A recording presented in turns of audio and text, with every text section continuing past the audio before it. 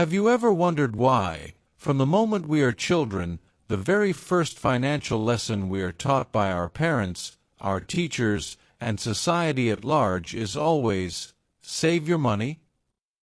They hand you a piggy bank, then a savings account, and tell you it is the safest place in the world. Put your money in the bank, they say. It will be there when you need it. It's safe, it's stable, and it'll earn interest. This belief is hardwired into the subconscious of billions. For the majority, a savings account isn't just a financial tool. It is an emotional security blanket. When you log into your banking app and see that balance remains unchanged, or nudges up a fraction of a percent each month, your brain releases dopamine. You feel like a responsible adult. You feel like you are protecting your family from the storms of a volatile stock market or the gambling world of crypto. Why does believing this feel so incredibly safe? The truth is, humans possess a primal instinct known as loss aversion. Behavioral psychology has proven that the pain of losing $$100 is twice as powerful as the joy of gaining $$100. Banks understand this better than anyone. They aren't selling you a financial product, they are selling you certainty. In a world of chaos where companies vanish overnight and assets can drop 50% in a week, the savings account appears as an impenetrable fortress. You believe that if you deposit $$10,000, a year later you will still have that $$10,000 plus a little reward for your patience. It's a simple, comforting math. You tell yourself, at least I'm not losing money. You look at aggressive investors with pity as they stress over red and green candles on a chart, while you sleep soundly because your money is resting. Furthermore, the banking industry has spent centuries building an image of prestige: granite pillars, massive vaults, and government-backed insurance. This reinforces the illusion that cash in a bank is real money, while everything else is just paper speculation. You feel smart for not being greedy. You believe that saving is the ultimate virtue of the wise. But here is where we need to wake up.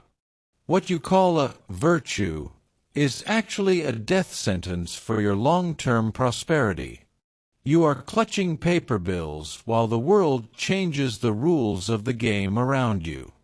Have you ever stopped to ask, if putting money in a savings account actually made you wealthy, why would banks spend billions of dollars in advertising to beg you to give them your money? Are they charities, or are they the most sophisticated money-making machines in history? The reality is, they aren't keeping your money. They are borrowing it from you at a pathetic price to go make a fortune for themselves. While you sleep soundly in your false sense of security, that very fortress is silently draining your financial lifeblood.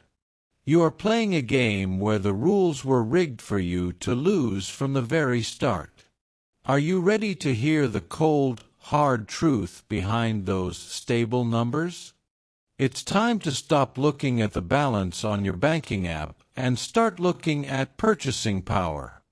This is the only metric that matters in the real world.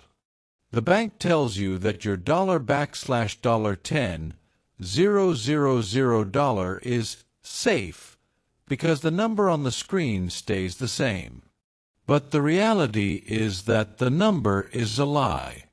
While the nominal value remains static, the actual value of that money, what it can actually buy, is evaporating in real time. Let's introduce the silent assassin of the middle class: inflation. When you leave money in a savings account earning a pathetic 0.01% or even 0.5% interest, while inflation is running at 3%, 5%, or in recent years, nearly 9%, you aren't saving. You are guaranteed to lose. The math is brutal and indisputable. If you have $$100, $000 in a high-yield savings account earning 1% interest, but the cost of goods, bread, gas, rent, healthcare rises by 5%, you didn't make $$1,000. You actually lost $$4,000 in purchasing power in a single year. You worked thousands of hours to earn that money, and the bank let inflation steal a month's worth of your life while you were busy feeling safe.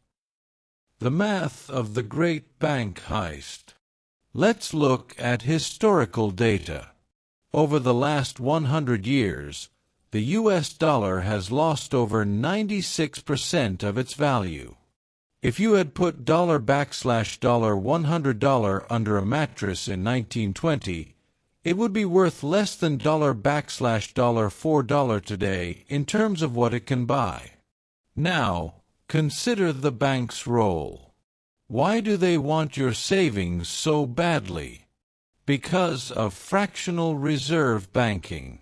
When you save $$1,000, the bank doesn't put it in a vault. They keep a tiny fraction, often 10% or less, and lend the rest out to other people at 7%, 15%, or 25% interest, credit cards. They are using your capital to generate massive returns for their shareholders, and in return, they give you a lollipop in the form of a tiny interest payment that doesn't even cover the cost of the paper they print your statement on. You are the unpaid laborer in the bank's profit factory. The real interest rate. To understand your true financial position, you must calculate the real interest rate. The formula is simple. $$ nominal interest rate. Inflation rate equals real return $. If your bank gives you 0.5% and inflation is 4%, your real return is minus 3.5%. If you operate a business with a minus 3.5% margin, you are bankrupt. Yet, millions of people do this with their entire life savings and call it being responsible. Look at the cost of big-ticket items over the last 20 years. While the Consumer Price Index, CPI, claims inflation is modest, the things that actually lead to wealth, housing, education, and quality health care, have skyrocketed by hundreds of %. In 1980, the median house price was roughly 3.5 times the median income. Today, it's over 6 or 7 times in many markets. Your savings account is a bicycle trying to win a race against a Ferrari. No matter how hard you pedal, save, the Ferrari, asset inflation, is moving away from you faster. The reality is that safe money is a misnomer. In a fiat currency system where central banks can print trillions of dollars at the touch of a button, cash is a melting ice cube. Every time the government prints more money, the value of the dollars sitting in your bank account is diluted. You are being taxed without your consent through the devaluation of your currency. Staying in cash isn't avoiding risk. It is choosing the certainty of loss over the possibility of growth. You are standing on a sinking ship, holding onto the railing because it feels solid, while the lifeboats, productive assets, are drifting away. The numbers don't lie, but the bank statements do. They show you a snapshot of a dying currency and call it wealth. The tragedy of the savings trap isn't just the few percentage points you lose to inflation each year. It is the compounded destruction of your future self. When you choose the perceived safety of a savings account, you aren't just losing purchasing power. You are sacrificing the most powerful force in the universe: compound interest. Let's look at the opportunity cost, the invisible price tag on your safe decisions. If you take $$10,000 and leave it in a savings account at 0.5% for 30 years, you end up with roughly $$11, $600. You feel like you gained $$1, $600. But if you had placed that same $$10,000 into a diversified index fund averaging 8%, the historical norm for the stock market, that money would have grown to over $100,000. The price of your safety was $88, $400. You paid nearly 9 times your original investment just to feel secure. You traded a decade of retirement or your child's college education for the comfort of a static bank balance. This is financial self-sabotage disguised as prudence. The psychological anchor, the poverty mindset. Beyond the math, there is a devastating psychological consequence. By keeping your money in a savings account, you are training your brain to operate from a scarcity mindset. You become obsessed with protecting what you have rather than expanding what you can create. You spend your mental energy clipping coupons and hunting for deals to save a few dollars, while the real wealth builders are spending their energy acquiring assets that grow. This creates a wealth gap that isn't just about money, it's about time. People who understand that cash is a tool for acquisition buy back their time.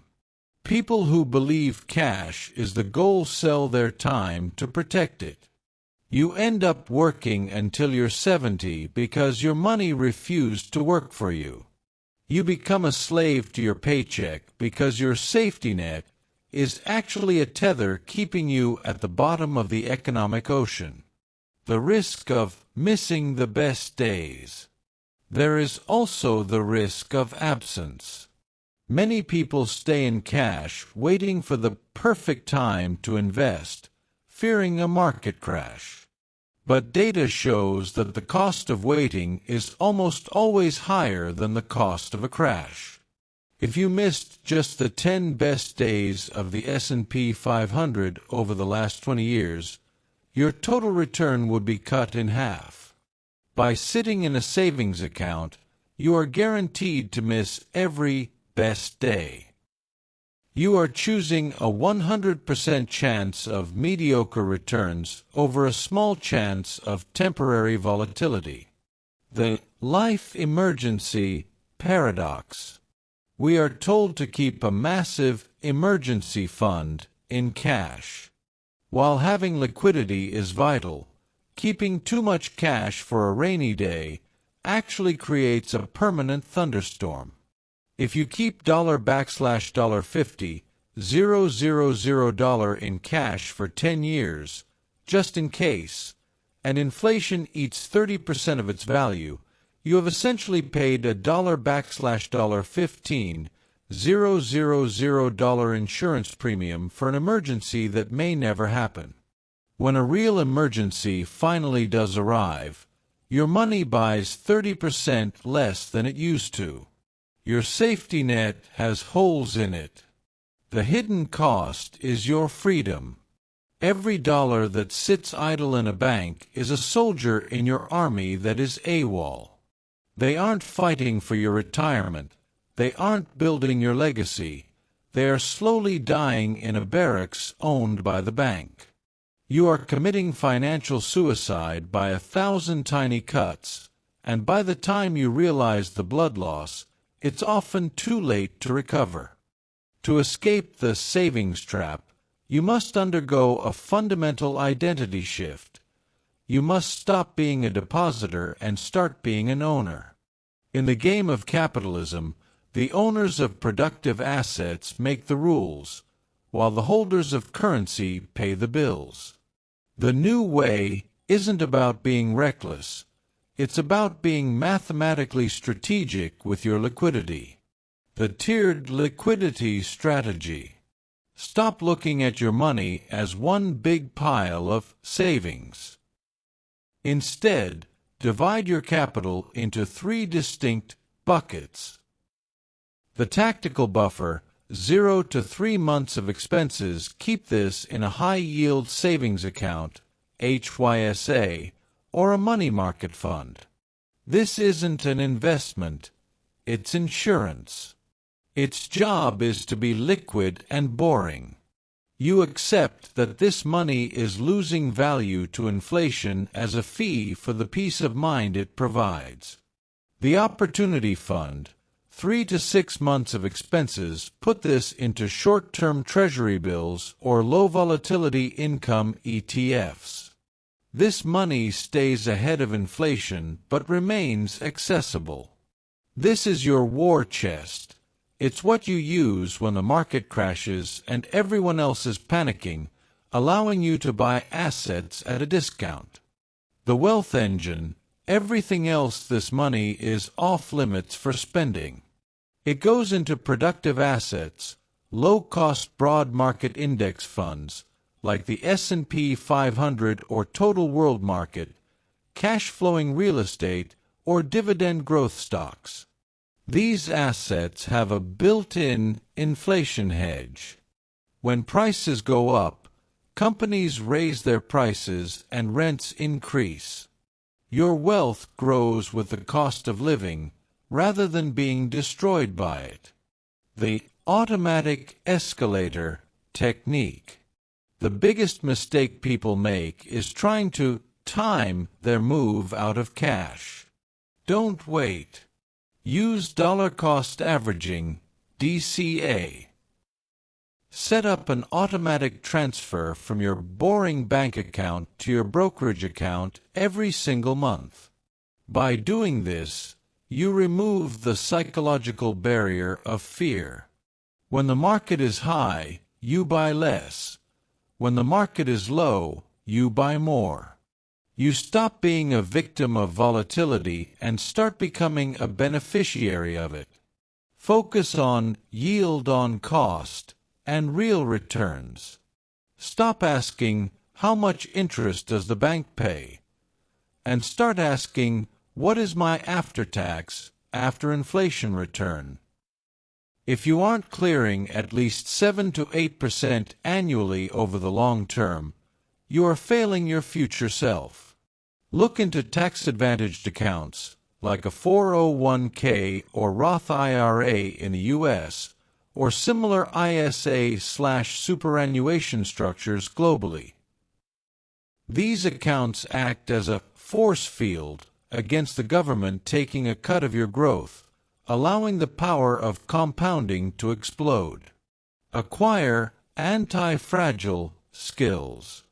The ultimate new way insight is that your greatest asset isn't in a bank, it's between your ears. Inflation destroys currency, but it cannot destroy your ability to provide value. Invest in your own earning capacity. If you can increase your income by 20% by learning a new skill, that is a 20% return that no bank can ever match and no inflation can ever erase. The bottom line. Cash is like oxygen. You need enough to breathe, but if you try to live in a room filled with nothing but pure oxygen, it becomes toxic. Rebalance your life. Keep enough cash to sleep at night, but put the rest to work in the trenches of the global economy. Stop being the bank's cheapest source of capital. Start being the person the bank is afraid of, the one who doesn't need them because they own the assets the bank tries to buy. The choice is yours. Stay safe and stay poor, or take calculated risks and become free. The math is ready when you are.